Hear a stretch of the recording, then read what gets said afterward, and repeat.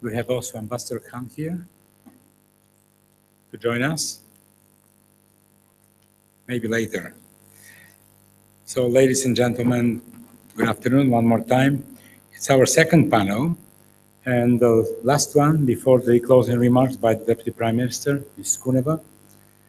Thanks a lot for being so patient and to keep your interest to the topic which we started to discuss today noontime. We have a newcomer on our panel. This is Minister Diallo, the Minister of Culture, Crafts and Tourism of Mali. Welcome, Mrs. Minister, and thanks a lot for taking your time traveling all over to visit our important conference. On her left side, they were introduced already, partly Bill Richardson, the US Ambassador to the United Nations, also Secretary of Energy, former Governor of New Mexico. And I would like to introduce you an emblematic person for the Israeli diplomacy and science, Professor Itamar Rabinovich, who is now in the Tel Aviv University, Professor of Middle Eastern History, but also, as I said, a significant personality in the Israeli diplomacy. We, in our panel, will be joined also by Mr. Khan, the Director of the UN Counter-Terrorism Implementation Task Force and the UN Counter-Terrorism Center. It sounds very influential, Mr. Khan, and we hope that you will benefit to our panel as well. Today in the afternoon, we will discuss education. And all we know that in the modern world, especially with the social media, with the fast exchange of information, it's a huge problem concerning the education.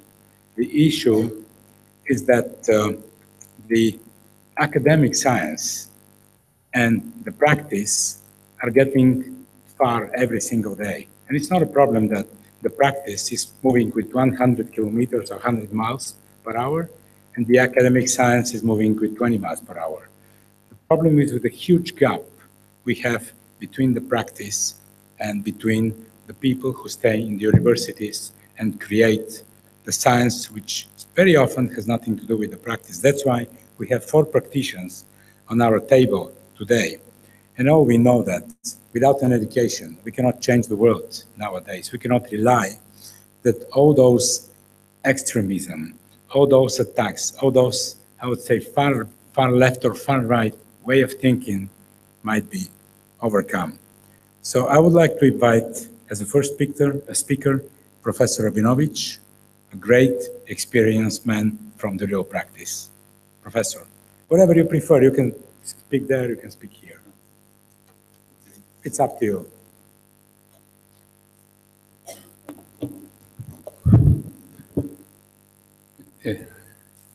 Thank you very much, Mr. Chairman, for this very kind introduction. I will try to be brief. There are 4 of us, and we should leave time and room for discussion. And I would like to address the issue on two tracks. Let me begin with 2 quotes. One is from a recent op-ed by Nicholas Kristof, a columnist for the New York Times. And I quote, "One point that does not come up enough in discussions of extremism, we should put more pressure on Saudi Arabia, which is the source of much of this. The roots of Al-Qaeda, of Islamic State, and of so much Sunni jihadism lie in the extremist Salafi tradition which Saudi Arabia has nurtured through its education system and financial support. Where do you think Islamic State gets the idea of beheading people from the Saudi government?" Nicholas Kristof. Second is, a day after the massacre perpetrated in San Bernardino, California, headline in an American newspaper, "Attackers' Islamic study comes into focus." It turns out that the wife, the female member of the couple, went to a school in Pakistan called Al-Huda International Welfare Foundation, a very conservative school, where, according to the press reports, she was being radicalized. Now, I need to stress particularly since I come from Israel, that I do not equate extremism or terrorism with Islam. It so happens that many of the acts of terror in recent times are perpetrated by organizations like Islamic State or by individuals who happen to be Muslim, but there is no equation. Actually, we have a similar problem in my own country. We just marked a few weeks ago the 20th anniversary of the assassination of Yitzhak Rabin, our prime minister, 20 years ago, by a religious extremist who was educated in a particular trend or brand of religious education in my country, both in secondary school and in university, where he was surrounded by a group that was radicalized, and became persuaded that the Oslo Accords that Rabin signed and led, that should have and would have led to an Israeli-Palestinian reconciliation and to the return of practically most of the West Bank to Palestinian hands, ran against the principles of the Jewish religion, because in his brand of Judaism, the land became more important than the people. The land became more important to the state. And therefore, a leader like Rabin, who was willing to give away parts of the land, actually was treacherous and should be killed in the interest of and in the name of religion.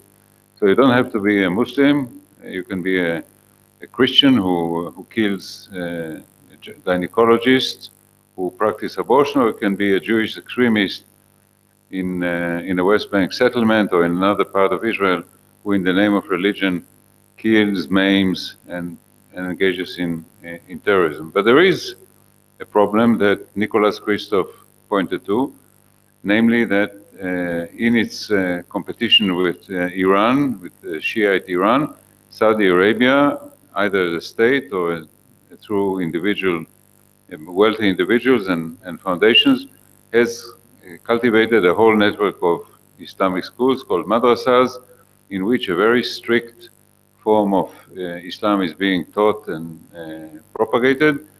And the transition from being a very conservative, a very strict Muslim, to being an Islamist, to being a radical Islamist, to become a jihadist, is a road well traveled.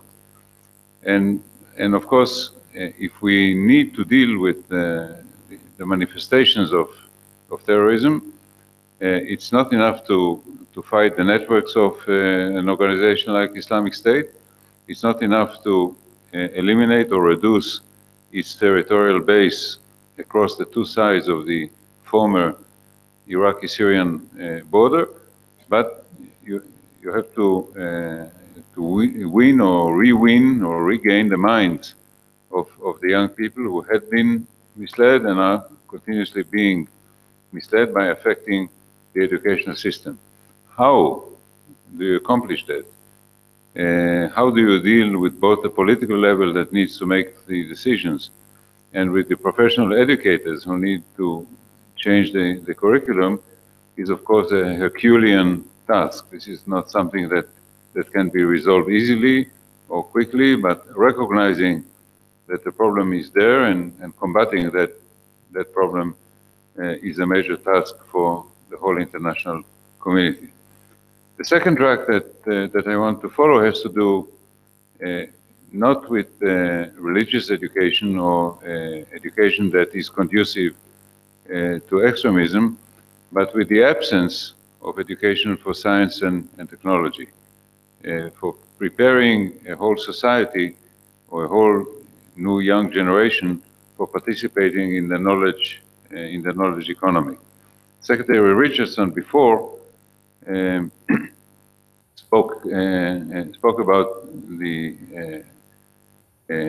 effectiveness of a group like Islamic State or other terrorist groups in manipulating technology, in using social media, the internet, the smartphone. Somebody mentioned the PlayStation version 4, They're very good at that, but they're very good at manipulating the machinery and the equipment created by others. They have not mastered the ability that you find in Silicon Valley to innovate, or the ability that you find in China, Korea, Japan, other countries who know how to produce at a very high level, and how to develop the equipment that turns you into a knowledge society and enables you to participate in the international community successfully, provides the income, the per capita income for your society to flourish, and fight extremism through another way. Because if you look at a country like Egypt, it's almost 90 million people now. Cairo, there's no housing. People who live in graveyards, literally, turn cemeteries in Cairo into housing projects. Army officers and police officers who cannot live on a government salary and drive a taxi at night. These people are easy prey for jihadi groups because they are bitter, they see no hope, and they can buy, quote unquote, the message of radicalism and a different future. And of course, they are angry at their own government, angry at, quote unquote, the West for being the West, for supporting the government, and for humiliating their own society. And what you need to do is what happened in some Islamic countries like Indonesia and Malaysia that are, quote unquote, Asian tigers who have mastered the technology and can participate in the international knowledge economy with profit. So this is the second track, not the one that has to do with education that is conducive to the adoption of radical or jihadi views, but the one that prepares one for life in the 21st century and prepares one's country and one's economy to be a successful member and competitor in the international community. This is a second huge task that, of course, an organization like UNESCO can and need to play a major role in. And since the Director General came in, I'd like to make one comment regarding your own opening statement earlier today when you described the destruction of these sites in Iraq and Syria. This is, of course, unacceptable, but it comes from a worldview that has it that the world history begins in the 7th century with the advent of Islam, and what preceded it is paganism and cannot be tolerated. And in a country like Egypt, learn how to live side by side in Islamic Egypt, and certain pride in the glory of pharaonic Egypt.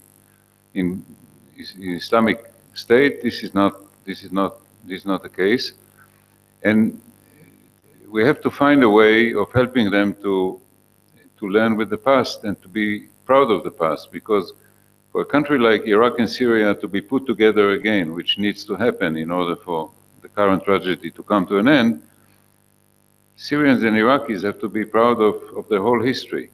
The history doesn't begin in the 7th century or in the 18th century, it begins thousands of years ago, and there's a lot to be proud of about being a Syrian and an Iraqi if you incorporate that glorious civilization that ISIS is trying to destroy. So it's not just a human and cultural tragedy that these assets are being destroyed, but it needs to be part of the repairing process in which members of these societies become proud of the fact that they are part of a nation that becomes then the basis of a nation state that can be put together again and put an end, or at least moderate the tragedy that we are witnessing today in the Middle East and that is being carried to Europe and to other parts of the world. Thank you.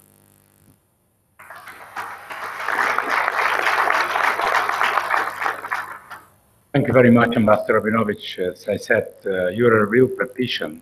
So maybe later we can take some questions from the audience. Let me give the floor to Ambassador Khan for his remarks. Thank you. Thank you very much, Mr. Chairman. And at the outset, I'd like to thank Madam Director General Irina Bokova, and also President Solomon Passage for this very important meeting on violent extremism. At the outset, as I am coming directly from New York, and where we are in earnest in developing the Secretary General's global plan of action on violent extremism, let me first recognize the leadership that Director General Irina Bokova has been showing in this area of violent extremism. This latest meeting is a demonstration of that, but we've seen that at United Nations headquarters when Director General Bokova has come to raise the alarm, if you like, at the Security Council on the dangers that violent extremism poses. We heard her loud and clear at the Leaders Summit that His Excellency President Obama convened in September. I myself was privileged to attend just a few days before the Paris terrorist attacks, a very major conference that Director General Bokova and UNESCO convened with many ministers, as she told us this morning, on the issue of education violent extremism. And we've had the privilege at the United Nations headquarters to work with UNESCO as co-chair in developing the Secretary General's global plan of action, bringing together 38 UN agencies, and we will be rolling that out to the United Nations General Assembly early in the new year. Let me, first of all, put the issue of violent extremism into perspective. Taking on from the very important comments that have just been made by Ambassador Rabinovich, I think we should recognize that violent extremism, and certainly at the United Nations, we recognize that it has no religion, it has no faith, it has no ethnicity, it has no culture. It is an evil in itself. It does not belong to any faith and religion. In fact, we should recognize that the biggest victims of terrorism today are Arabs and Muslims. By far, the largest numbers of victims of terrorism have been in the Arab and Muslim countries. In my own country, in Pakistan, almost every day we find children, men, and women being massacred by the Taliban and other fundamentalist groups. So this is a universal challenge. It is not just in the Arab and Muslim world. If it is a part of the problem, it is also a big part of the solution. So it's a universal challenge. Not only that, we should also recognize that violent extremism has affected different eras of humanity at different times. Let us not forget that the United Nations itself, 70 years ago, when it was founded, we are celebrating the 70th anniversary of the United Nations, was founded as a direct response to another form of violent extremism. And where was that? It was here in the continent of Europe. And what was that? That was the nefarious violent extremist ideology that was called Nazism, that led to the massacre of millions of people on this continent and other parts of the world. So this phenomenon is an evil that continues to plague humanity during different eras and different times of human history. Because of that, we must take a much more comprehensive approach. Today we find that one symptom of violent extremism is the phenomenon of foreign terrorist fighters. At the present time, there are, by UN estimates, foreign terrorist fighters from almost 117 countries. That tells us that 117 countries are now infected by this virus, the virus of violent extremism. We find foreign terrorist fighters coming from a far field as Japan, as Brazil, from not just the Arab and African Middle East. And so the response has to be a much, much more nuanced and long-term response. There are no quick fixes to this challenge. How is violent extremism a threat today? It is, ladies and gentlemen, not only a threat to peace and security, not only a threat to sustainable development, not only a threat to human rights, and not only a threat to humanitarian issues. Let me just quickly explain how. In the area of peace and security today, we find that groups such as ISIS and Boko Haram and Al-Shabaab and others have an audacious agenda. Their agenda is no less than to seize territory, to seize populations, to seize whole cities. Let us not forget that Mosul, the second largest city of Iraq today, has been under occupation by ISIS for almost 2 years. To seize oil resources, to seize other forms of economic assets. So their ambition today is even to challenge the whole order on which the UN is based, the Westphalian state system, where they are challenging the international borders, for example, between Iraq and Syria, when Abu Bakr Baghdadi declared, when he declared his caliphate, that the Pico line, the famous Pico line between Iraq and Syria, was null and void. So it's a direct assault on the United Nations Charter, no less. Secondly, in the area of sustainable development, just in the last couple of months, we at the United Nations have adopted a very audacious Sustainable Development Goal agenda. It is by no accident that the previous Millennium Development Goals, the very places where they were not adopted and implemented, are in the very places which are plagued by terrorism and conflict. And I'll come back to that point. Thirdly, in the area of human rights, what we find are that groups such as ISIS and Boko Haram and others are committing what I call shock and awe human rights abuses. They are targeting minorities, women's, children. They leave nobody unturned. And so it's a direct assault on the Universal Declaration of Human Rights, which was adopted in 1948. In fact, we find that the international human rights machinery is not yet been able to bring to effective justice those people who are perpetrating those human rights abuses, which include, of course, the assault on economic, social, and cultural rights. Fourthly, in the area of humanitarian, the humanitarian field, we find that as a result of the actions of violent extremists, today there are hundreds of thousands, even millions of refugees and internally displaced human beings who are on the march. We have later seen that in Europe, Western Europe, where we find so many people fleeing the violence in Iraq and Syria. So putting this all together, this is a challenge of our time. It affects all 4 core areas of the work of the United Nations and all 4 areas of the work of governments. We cannot afford to take a siloed approach. And our Secretary General has made it very clear that certainly in the United Nations, we have to take an all-encompassing, all-of-UN approach. Madam Irina Bokova has also shown that leadership by demonstrating that we have to work together as one UN in responding and as one international community, because only through effective international cooperation can we deal with this challenge. No one country, no matter how powerful, by itself can address this challenge. And so what we are now looking at is a paradigm shift.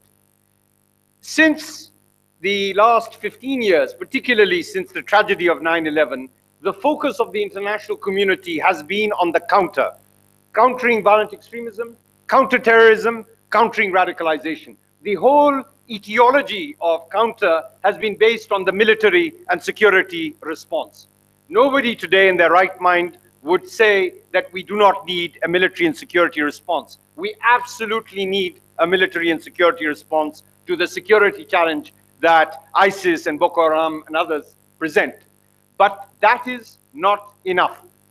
We need to take a preventive approach. We need to go upstream to address the drivers of violent extremism, what we might call the root causes. That does not justify or condone in any shape or form the outcomes of terrorism and violent extremism. But unless we begin to go beyond the ideology of or the approach of counter to also take a more broader preventive approach, we will continue to address the symptoms. Let me just give you a very concrete example. Since the military campaign against ISIS started in Iraq and Syria by the global coalition, the number of foreign terrorist fighters actually has not diminished. In fact, it has doubled. Last year, there were some 15,000 foreign terrorist fighters. Today, we are confronting 30,000. The number of countries from which they're coming has also increased from about 70 to about 119 or so countries. And that tells us that the military and security response, whilst necessary, is also being used ideologically by these groups to recruit more people on their side. And therefore, we need a much more careful and nuanced approach, a preventive approach to addressing this. There is one core constituency that we need to particularly pay attention to, particularly in the context of the subject that we're discussing under this panel, which is the issue of youth. Today, there are some 1.8 billion youth in the world in the demographic between 16 and 24 years old. And groups such as ISIS, in their evil, have brilliantly targeted the youth. The youth of today are not the youth of yesterday. They are not the youth of our generation. Why is that? Because the youth of today have the power of the internet. This is the new Molotov cocktail. And we therefore have to recognize that when you talk about education, it is not just at home, it is not just in the classroom, it is also through this machine that increasingly the youth are being either radicalized or recruited or mobilized. And therefore, we have to look at, when we talk about education, we have to take a much more holistic approach. And we know that UNESCO, in particular, has been leading that awareness campaign on this issue, because technology is moving very rapidly. And one of the challenges we find when it comes to youth is that many of us, many governments, and I would say even in all humility, the United Nations, has not effectively organized itself in addressing the issues that youth demand today.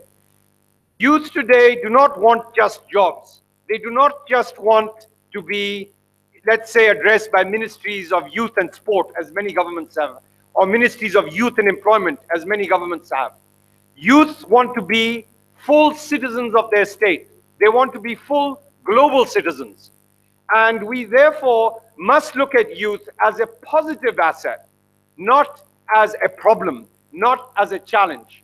And there is no better tool than education as a force of positive social mobilization to make youth productive, constructive citizens of their societies. If we are not able to achieve that, then we have a huge challenge where even a small percentage of 1.8 billion can pose a huge problem. Just 30,000 foreign terrorist fighters, ladies and gentlemen, now pose a core threat to international peace and security. God forbid if this 30,000 was to become 300,000. So I do not want to be alarmist, but we must look at how this threat is evolving. 3 years ago, we were worried about Al-Qaeda, about old men sitting in caves. Today, we are looking at ISIS as a force that is controlling territory and resources. And unless we take a comprehensive, preventive approach that addresses the drivers and responds to the needs of youth of today, we may face a much more dangerous challenge in a few years' time. So to conclude, what I would like to underline is that this is ultimately an issue also, a challenge for leadership. I just want to recount a very small anecdote about a horrible terrorist attack that occurred a few years ago in Scandinavia, in Norway, when a gentleman called Anders Brevis, not a gentleman really, a terrorist, a horrible terrorist, committed on a nice summer's day a horrible terrorist attack, and about 70 young youth were killed on a lovely island in Norway. And the whole of Norway was emotionally distraught. It's a country that has always enjoyed prosperity, peace, tranquility. And the last thing on a nice summer's day did that country expect that 70 of its youth would be literally mowed down in a matter of a few minutes. And I remember that the Prime Minister of Norway went on television that same evening and addressed his nation, was extremely emotional. But he called on his people and on his country and on the world, and he said that he made one basic appeal. He said that Norway would not change. Norway would not be affected by the motivations of one man who intended to destroy the social compact and peace of that society. Norway would continue its course. And that, ladies and gentlemen, is a core message to our leaders. Because it's all very easy to say that in response to a terrorist attack, we are going to go and bomb the other side of the world. That's an easy response. The hard response of good leadership is to stay the course, is to bring our societies together, to promote tolerance and reconciliation, because the ultimate game and agenda of violent extremists is not just to spill blood on the streets of Paris and Beirut and in my own hometown in Pakistan. It is a much more insidious challenge. It is the challenge of provocation and polarization. That is what they aim to achieve, is to sow divide and discord between, and to pursue and to confirm that agenda that Sam Huntington talked about, which is a clash of civilizations. We must repudiate that thesis of a clash of civilizations. And that is what the United Nations is about. That is why the Secretary General of the United Nations, His Excellency Mr. Ban Ki-moon, is going to present in a matter of a few weeks a global plan of action to prevent violent extremism. And that is ultimately a long-term agenda, because as I said earlier, there are no quick fixes. In fact, one of the mistakes that we have made in the international community is to respond with a Pavlovian reflex to every terrorist attack that occurs. We must stay the course, as the Prime Minister of Norway showed us in terms of the leadership. And we have seen also from Madam Irina Bukova's leadership at the United Nations of how effective leadership is a vital resource for the fight against terrorism. I want to end by quoting His Excellency Mr. Ban Ki-moon at the Leaders Summit at the White House on violent extremism in February of this year, when he concluded by saying that we can kill a terrorist with a bullet, but ultimately we kill terrorism by effective policies of good governance, the rule of law, and human rights, and justice. That is what our youth demand, and that is what we at the United Nations and the international community must deliver. Good governance, rule of law, human rights, and justice. Thank you very much indeed.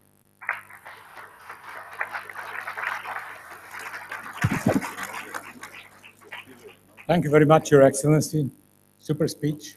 Thanks a lot. And I hope that you understand that social media and fast exchange of information and the modern communications, and you're right about the new generation, because this is a generation with completely new visions, completely new needs, completely new thoughts.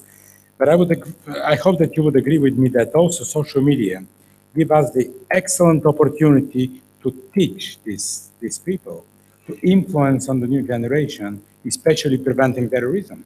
And that's the role of the modern education, by the way, not only to write books, not only to present lectures in universities, but also to work very actively with social media every single minute, even, not every single day. So if we agree, and I'm pretty sure that it will be the very important role of the United Nations, especially in the future after the management of Ms. Bokova, that the United Nations will put a lot of efforts. And yesterday, there was a new resolution on the internet, which is very positive and very widely accepted by the internet societies all over the world and communities. So if we emphasize on putting efforts on education and explaining how to prevent terrorism on the social media and using social media as a main tool, it would be very helpful. Let's now see the point of view of our dear guest, Her Excellency Minister Diallo, on the African point of view, or the point of view of another country and another region on that important issue. Please, Minister. Thank you very much, Moderator Bihar. If you don't mind, I've been in the plane for 2 days, and I would like to do like you, to stand there. Okay.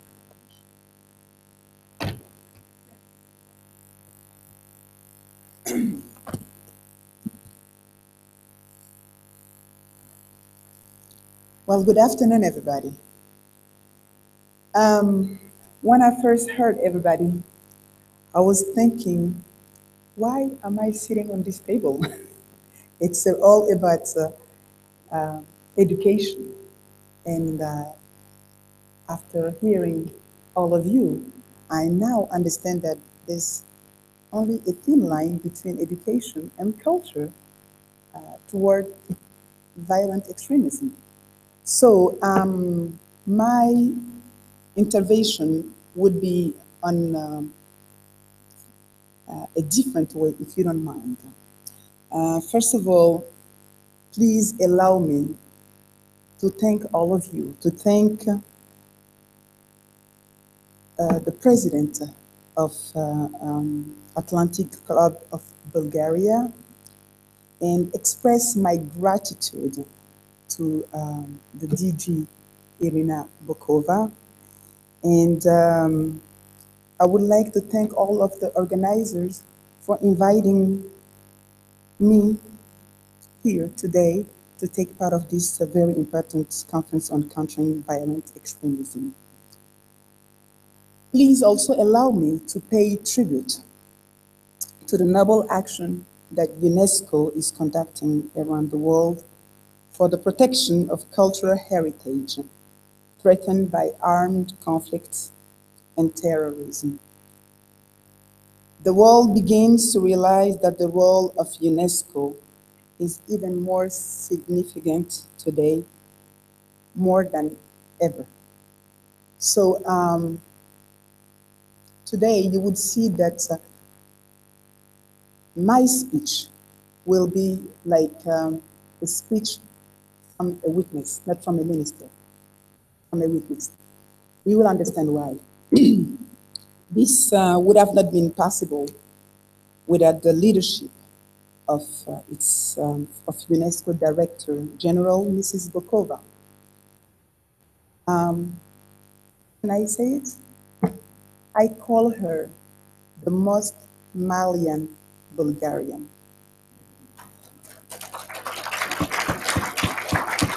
And I'm very proud to call her a friend and a sister. Without her leadership, the world wouldn't have realized the significant role that the protection of cultural heritage and the diversity play in the stability of our humanity. And I will tell you why. Ladies and gentlemen, Bamako, Mali, my country, like Paris, Tunis, suffered the horrors of terrorism. Like the Bataclan, the Radisson Blu Hotel in Bamako has seen young people. Ambassador was trying to describe those young people. I was very shocked to see that those two guys, terrorists, were 14 and 16.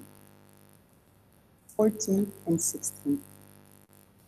And they were weighing between 40 and 50 kilos.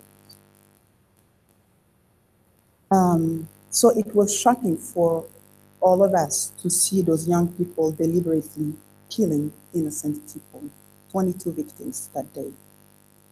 My plane just landed 2 hours ago in Sofia. I'm 24 hours late for this conference. Please accept my apology.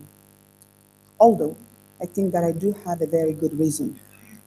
25 days ago, the world has witnessed the terrorist attack in the Radisson Blu Hotel, another sad example of the violent extremism.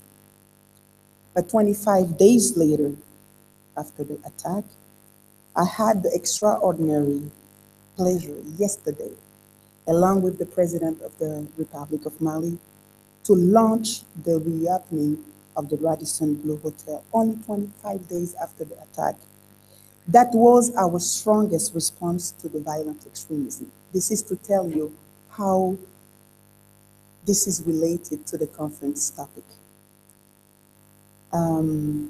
While welcoming military actions against extremist groups, I want to recall that it is clearly stated in UNESCO's constitution.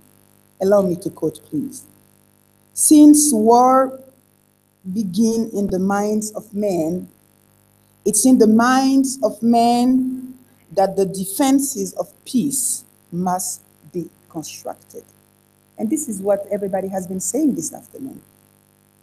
This is to say that the fight against violent extremism is primarily an understanding of the universal principles of our cultures and our ability to recognize it as a base of education and the foundation of peace in the world. Each culture around the world uses its own words to call for peace and invites people to promote culture of peace. Understanding this specificity will help defining the basis of a new agenda to fight violent extremism. Ladies and gentlemen, the rhetoric, the terrorist rhetoric, usually built around fear and boasting a fight for an ideology without substance, continues to hide the reality behind the attacks against cultural heritage. This is clearly a traffic thinly veiled of cultural properties. Some sources even consider that this trafficking generates 7 to 15 billion US dollars, a gain that finances criminal organizations. More than that, there is an intention to destroy people, culture, identities for the purpose of instilling their dark ideology in the mind of young generations. And thanks for your definition, Ambassador Khan. I now know that these people can be called evil with no faces. Isn't that what you said? Yes. From this, we draw a strong conclusion. Culture is a landmark. And this is your definition, Elena Bukova, without saying it. This is what you've been doing around the world. Ladies and gentlemen, the example of Mali is compelling. The example of Mali is also our pride. The example of Mali is a successful and historic partnership with UNESCO. The example of Mali is simply a legendary victory of UNESCO and Mali over violent extremism. Please take that into consideration as you prepare for the general action plan of the UN. Really, you should take a look at what she did. She did an amazing job. The reconstruction of Timbuktu, mausoleums and libraries, as well as projects supported by the UNESCO Mali Joint Action Plan to rehabilitate the damaged cultural heritage are for us the beginning of reconciliation among communities and the revival of our country. And this was a compelling reason for me to be here today, to show the world, to share with you that example of success. I think Mali was one of the very first countries to be invaded by those so-called jihadists, those evils. They've destroyed Timbuktu. I mean, I'm sure that many of you don't know where Mali is, or maybe haven't even heard about Mali before all those. But I'm 100% sure that 95% of you have heard of Timbuktu. No matter what it is called or defined, some people call it the island of Timbuktu, some people call it the end of the world, but somewhere it's part of the heart of the world. And when that was destroyed, it was history that was destroyed. And this is a common history for the entire world for centuries. And for a country like mine, which is emerging from a serious crisis, culture constitutes a strong asset for the promotion of intercultural dialogue, as well as for a culture of peace. And this is why we constantly avoid any homogenization of our approach to culture. This is why we have been making efforts to keep valorizing our cultural heritage sites in all their diversity. This approach, we believe, contains the solution for prevention and conflict management system to facilitate intercultural heritage and dialogue. In this quest to counter violent extremism and protect our cultural heritage, we ask ourselves several questions. How to give confidence to people in a post-conflict period? how to revive our economy when our communities are still suffering from the negative impacts of the occupation by extremist groups. And we've been through all that. In Mali, we believe that the reconstruction of our cultural references damaged by extremist groups is the first breath of hope we should give to our people. You should have seen all these tears of happiness on these faces when these people, these communities in Timbuktu, welcomed Irina Bokova in Mali after the reconstruction. They were just lost. And when they saw it, some people just cried. Some people fainted of happiness.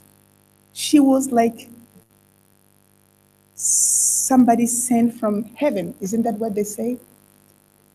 And she say, and you, did I tell you that they have 3 babies in Timbuktu now called Irina? Okay, they sent me a letter to let me know that, so I will copy you. Anyway, that is the reason why, long before the signature of the Peace and Reconciliation Agreement in Mali in May and June 2015, we had decided to accelerate the reconstruction of mausoleums in Timbuktu. The term of this current peace agreement obliges us to address and meet the needs of all the population in a way that fosters stabilization and reconciliation. Therefore, and beyond our own efforts, it is necessary to ensure that, at last, international community remain mobilized so that the second phase of Mali UNESCO Cultural Heritage Action Plan be achieved. $8 million are needed for this purpose. Preserving Mali's heritage is the first crucial step in healing the pain and suffering endured by our population during the crisis. Rebuilding this heritage is a way to resist violent extremism. I therefore call for a mobilization to enable resilience to all forms of violent extremism in Mali and elsewhere.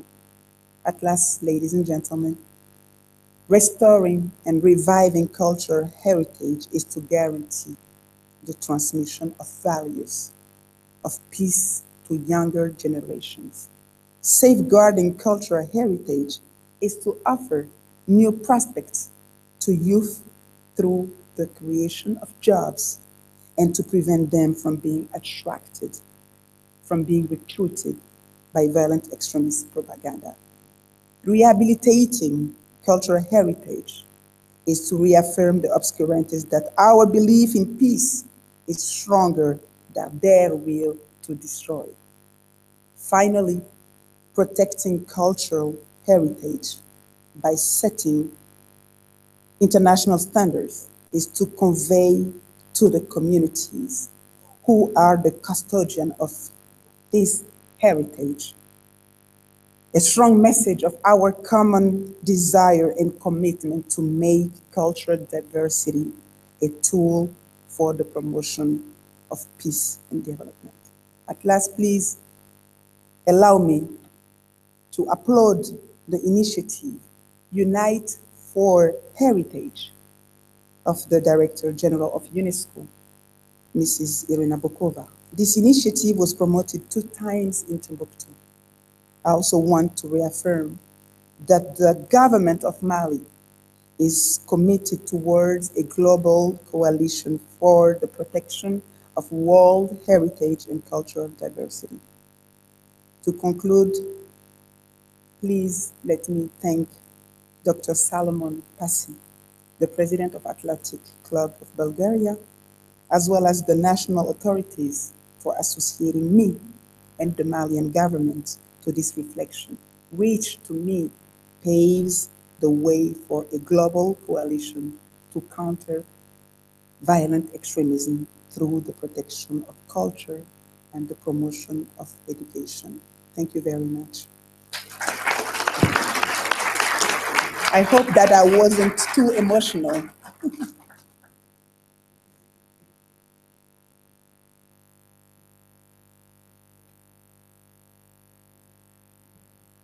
Thank you, Ms. Minister. Really emotional and very interesting speech. In the return that you called our very famous country fellow and dear country fellow, Mrs. Bokova, as the best smelling Bulgarian. In return, all the Bulgarians in this room, we will address you in the future, my sister. So from now on, you are really our sister and we are proud to have you here. Thanks a lot. So a couple of quick remarks by Ambassador Richardson. Ambassador, you can come here, you can speak from the table. We would be really very curious to know your position on the extremism and especially the United States points of view. And I would be very happy if you can share a couple of remarks about the position of one of the candidates, the presidential candidates, especially from the Republican Party, on prohibiting Muslims entering the country and destroying mosques and all those things which at least I never heard in the U.S. election campaign until now, and you would agree maybe with me. Please, Ambassador Richardson. Well, thank you, Maxime. And I want to say to the minister that I know she apologized several times about being late, but it was worth listening to your very emotional and positive statement. And I think the world joins you in mourning the tragedy in your country. And you spoke beautifully. And sitting next to my colleague and great Israeli statesman, Itamar Rabinovich, who knows everything about the Middle East and the whole world. And I want to also, Maxime, thank you for helping organize this event. And Ambassador Khan, you know, I'm very proud to say he went to my graduate school, Fletcher School, and he sounded like a presidential candidate there. I was about to stand up and start cheering, which brings me to my remarks. I think everybody here, Itamar and the minister and Ambassador kind of talked about the importance of youth, of women, of starting from the bottom up, bringing communities together. And you're all experts on that area, and I respect that. I am going to address the issue of the presidential race. I'm going to tell you my biases. I'm a Democrat. I ran for president. I didn't do too well. But at the same time, I travel a lot. And I'm going to try to explain, because here we're talking about openness, we're talking about heritage, we're talking about inclusiveness. And then you watch debates in the United States and you wonder what is going on in America. And so I want to explain to you what Maxime mentioned. You know, how do you explain a major presidential candidate saying that they're going to close mosques now, that they're going to shut the borders, that they're going to send a message that no immigrants are welcome, when America is a nation of immigrants and has been built on immigrants, denying the entry of Muslims across the board. And I guess the message to all of you here is that this is not America. This is 20 to 25% of a Republican electorate that has at least 15 candidates. Yes, maybe it's a majority and it's a very angry group within a segment of a party, like what's happening in countries like France, the Le Pen, these anti-immigrant forces. And I know here in Bulgaria that there are issues relating to refugees, and I respect that. But I think I want to send that message to you that that is not America. And as a politician, I can tell you how you get votes out. You don't get votes by rallies. You don't get votes by press. You don't get votes by inflammatory statements. The way you get votes is to bring your base and your supporters to the polls. And there has not been one vote yet. The closest vote is 50 days from now in the state of Iowa. And then there's New Hampshire. And then there's South Carolina. And I obviously, you can tell I'm a Democrat. I've endorsed Hillary Clinton. Historically, America changes every 8 years. So I don't know the result, but I can tell you that if the Republicans nominate somebody with these extremist views, they're going to have a very difficult time capturing the center of American politics. So I wanted to say that because I didn't want you to look at me and say, look at that hypocrite talking about openness and democracy when, in his own country, we see, there was a debate last night. I fell asleep. I couldn't watch it. It came on, I know, late at night here. But I wanted to say that because especially the lumping together of all Muslims, that is not a view in the United States that is shared by a majority by any means. So again, we will hopefully soon conclude this race, but let me just amplify a little bit on what was said earlier, and I said these in my remarks. First, our governments have to work together, but we have to break down the ignorance, the barriers between our peoples. We can't defeat ISIS on the battlefield in the Middle East. We have to defeat them, but we can't do it with just weapons. We have to do it with ideas. We have to prevent them from radicalizing our people, recruiting, inspiring others. That means defeating their ideology. Again, the intervention within local communities. Government partnerships are critical, but it's important that we work closely with civil society, with human rights groups, with religious groups, as Ambassador Khan mentioned. We work with, I think, UNESCO's biggest contribution here. And I'm looking at Irina because this has become a great tribute to you, Irina, not just coming here to your country, but to the solidarity and support you have from so many communities and nations that are assembled here. I think is a tribute to you is what you're doing with girls, with women, those that nurture, those that are right now, if you look at the world, the majority of women, majority of the world is women, and they're the majority that is suffering, that have diseases, that are victims of sexual abuse, that are victims across the board. And I think it is so important, the work that you're doing at UNESCO, empowering women, and empowering women in ways to look not just at issues relating to medicine, to disease, but also to national security. And this is why I think you've heard so many supporting your efforts to become Secretary General. But I will conclude with, again, the issue of spiritual leadership in the fight against ISIS. We need moderate Sunni forces, Sunni spiritual leaders to go heart to heart against ISIS and delegitimize their message. That has to happen. I mean, we can, increase bombardments. Now I know that the United States is very active with aerial bombardments.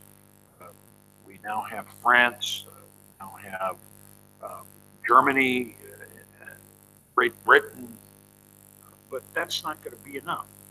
It's got to be ideas and ideology and unity, and this is why the message from Africa was so important. The message from Israel, the message from Ambassador Khan in Pakistan. Look what's happening in Pakistan. This is almost a daily occurrence, this kind of terrorism. And again, this is why I think Solomon deserves an enormous amount of credit for what is being discussed here, this conference, which, you know, is going to be beamed around the world, thanks to Twitter, thanks to Facebook. But social media is also, I heard Ambassador Khan said that was a Molotov cocktail. So we have to control that message in a positive way. I hope to contribute the most by making my discourse here the shortest. And Maxim, I see you're getting up. You want me to finish, so I will finish. Thank you.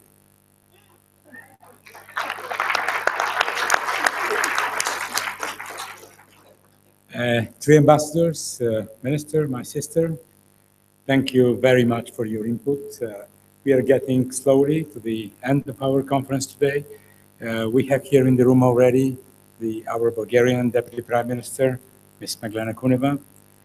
I would suggest that we have just like 2-3 minutes break to rearrange the table, and then I will ask kindly Ms. Kuneva to have a closing speech to our conference. So 3 minutes break, and then we come back. Thank you very much.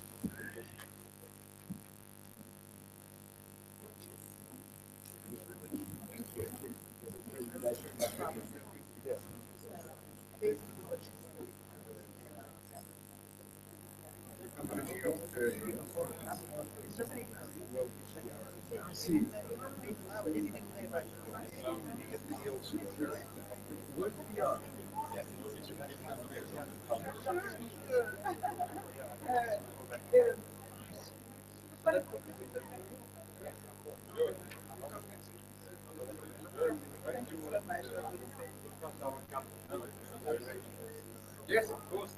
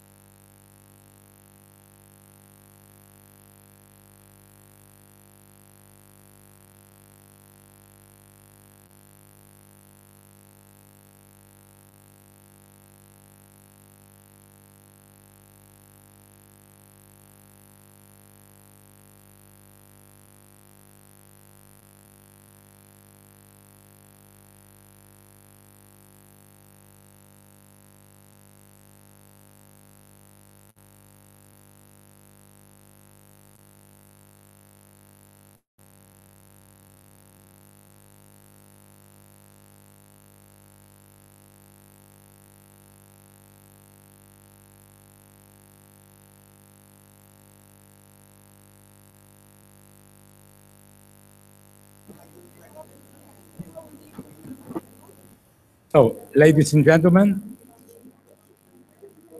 please take your seats. We are about to start our closing session.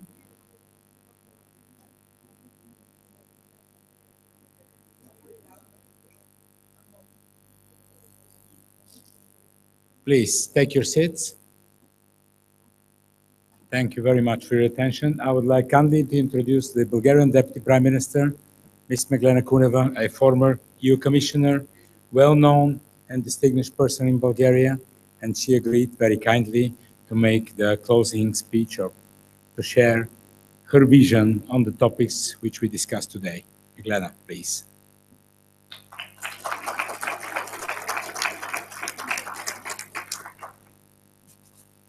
Добър вечер, уважаеми дами и господа, скъпа Ирина, Соломон.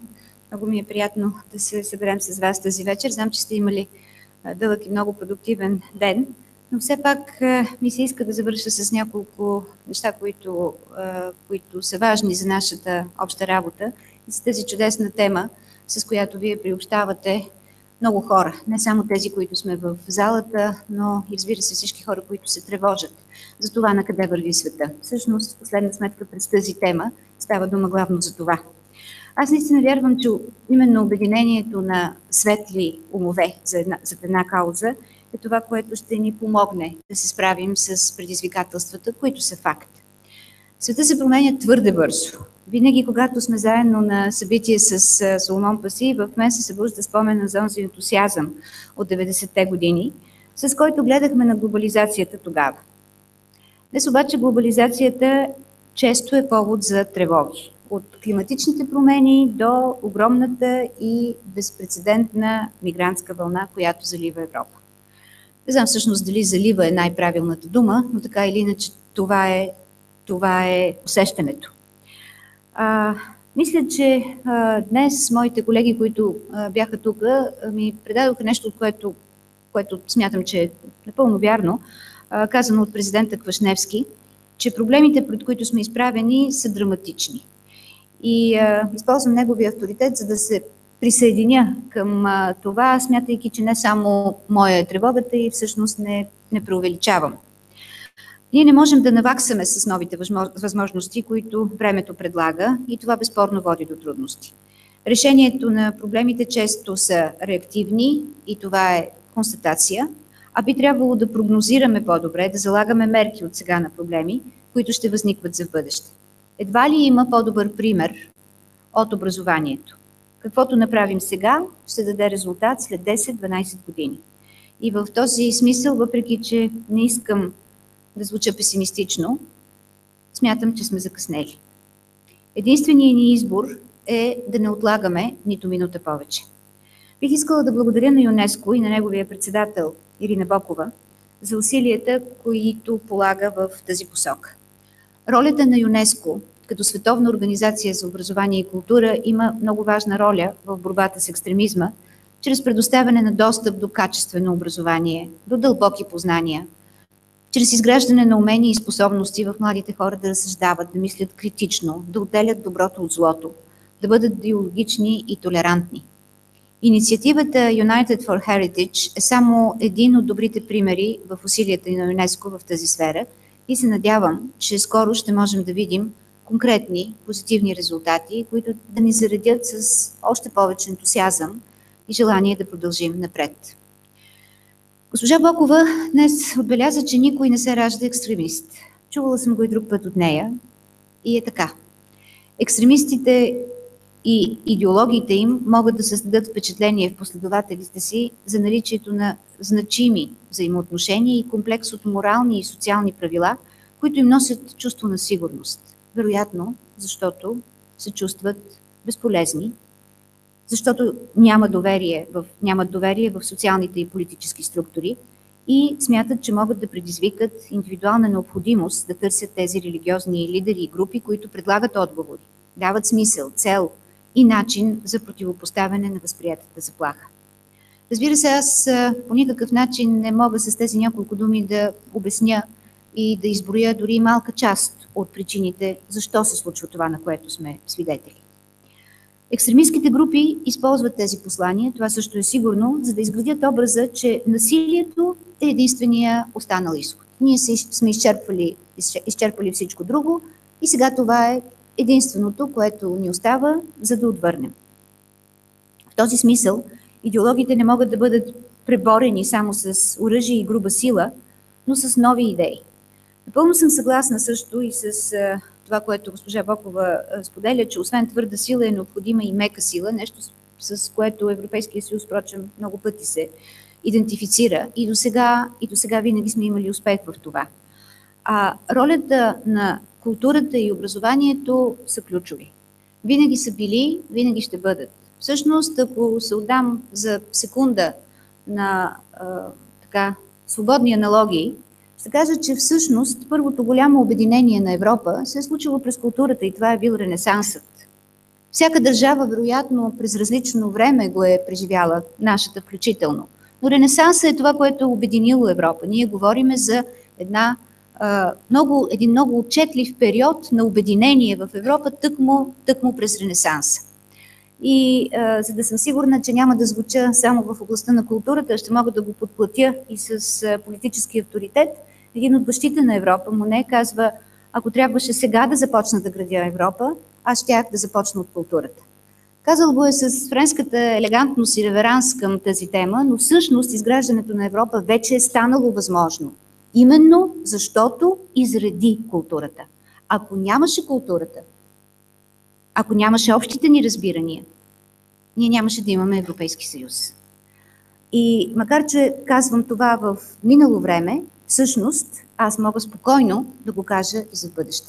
Ако ние нямаме културата, образованието, разбирането си като обща спойка помежду си, никакви други политики не биха могли да заместят тези толкова важни, фундаментални неща, които ни отличават. Когато говорим за радикализация, ние обикновено гледаме също и към мигрантската вълна. Една тема, която по много причини има и своите, болезнени оценки. Затова, защото ние търсиме зародишите му сред хората, които идват с нея. В такива случаи един предпазлив политик казва: разбира се, службите трябва да бъдат бдителни, защото с бягащите от войната в Европейския съюз влизат и хора, които нямат добри намерения. Да, аз съм разумен политик и го казвам. Да, ние трябва да бъдем бдителни. Най-лошото е някой да предаде доверието ти, да те излъже и през една кауза, в която вярваш и която е позитивна, да запазиш живот, да дадеш подслон, да се обърне против тези, които протягат ръка. Така е. Но ние трябва да направим така, че да отделиме едната тема от другите и да не разрешаваме това, в което вярваме, да бъде замръсявано. Как? Наистина с бдителност. Говорим за повече обмен на информация, за повече следене на радикалните сайтове, приемане на директива за резервационните данни за пътниците или така както с любимия жаргон на Брюксел се говори, PNR директивата. Всичко това е неизменна част от нашите усилия. И на тези усилия трябва да се гледа позитивно, не като стесняване на либералните идеи в Европа, а точно обратното, за да можем да ги запазим и защитим. Важно е обаче да си даваме сметка, че бедността, несигурността и сблъсъка с омразата от гражданите на приемащите страни са най-благодатната почва за развитието на екстремизма.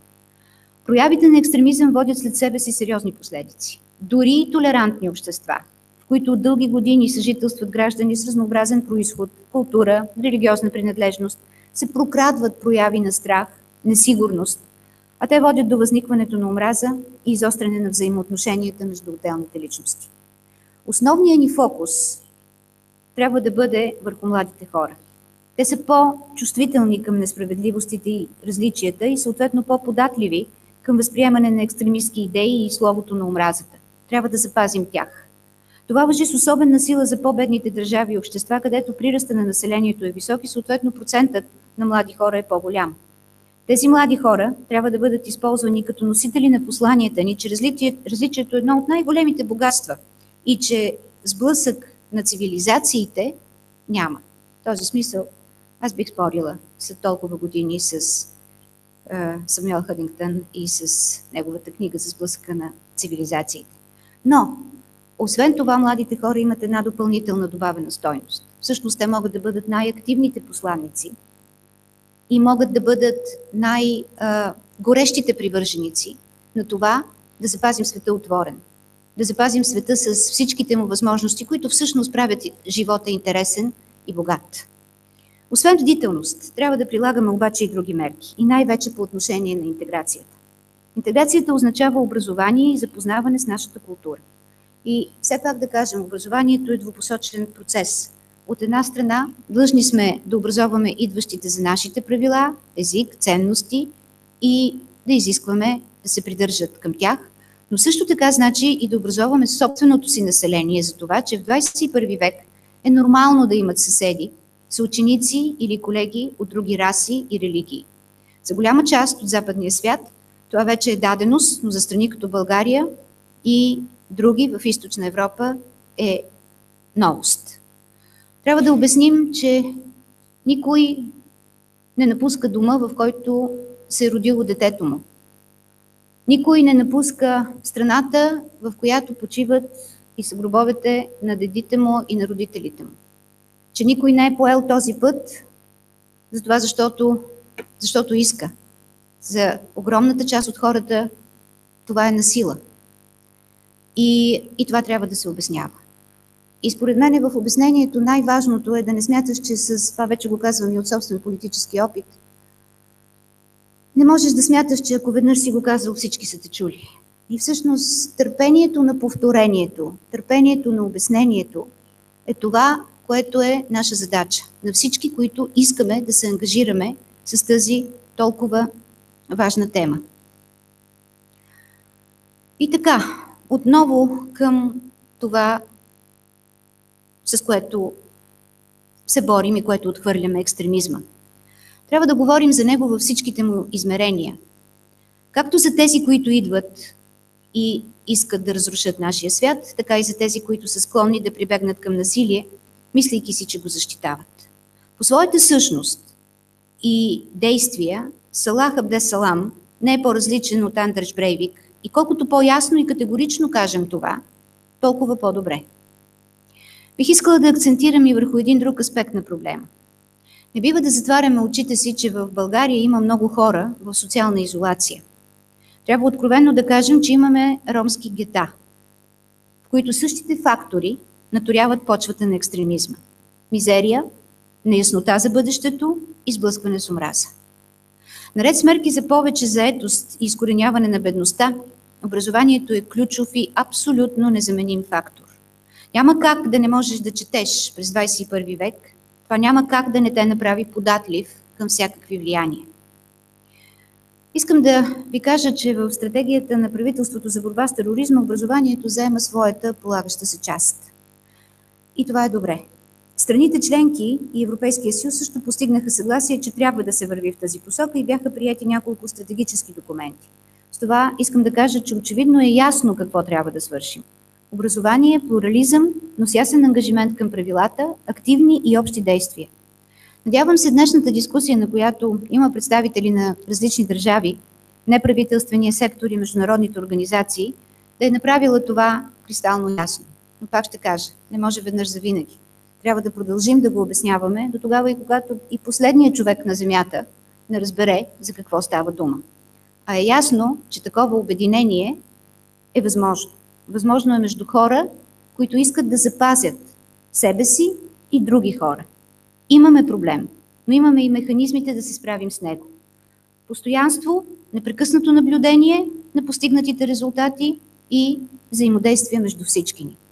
Вероятно, тези думи звучат административно, но аз смятам, че нашата задача в момента е и най-високите цели и най-красивите думи да ги облечем в действия, в много ясни отговорности и когато това стане, тогава ще сме сигурни, че хората, които умеят да мислят красиво, са си свършили работата, а хората, които умеят да действат решително, също са направили своята стъпка. Хубаво е, че в нашата страна има и от единия, и от другия вид и съм сигурна, че можем да работим много добре заедно. Важни сте, още веднъж ви благодаря за това, че сме се събрали специално на мой добър приятел Соломон Паси и се надявам на други такива срещи. Считам, че това е и моя мисия, защото аз отговарям за европейските политики, а няма по-важна политика от тази, от политиката за миграция, от политиката за защита на ценностите ни. Те, разбира се превеждат през много действия. Искам да ви кажа, че България 2018 година ще председателства Европейския съюз. И аз много се надявам, Соломон, да работим с Атлантическия клуб, с всички вас и да направим едно прекрасно събитие, за което да чуе целия свят.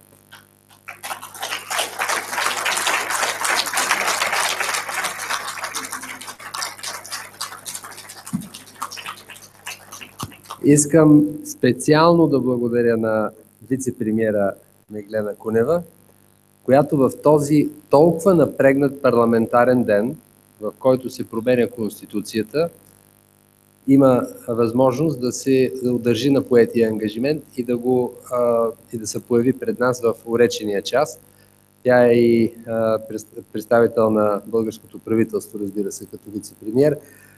Но понеже аз съм гласувал за нея на последните избори, знам каква е и програмата на партията и знам, че тая вечер те имат много бурно партийно заседание, което прави нейното присъствие тук още по-ценно за нас.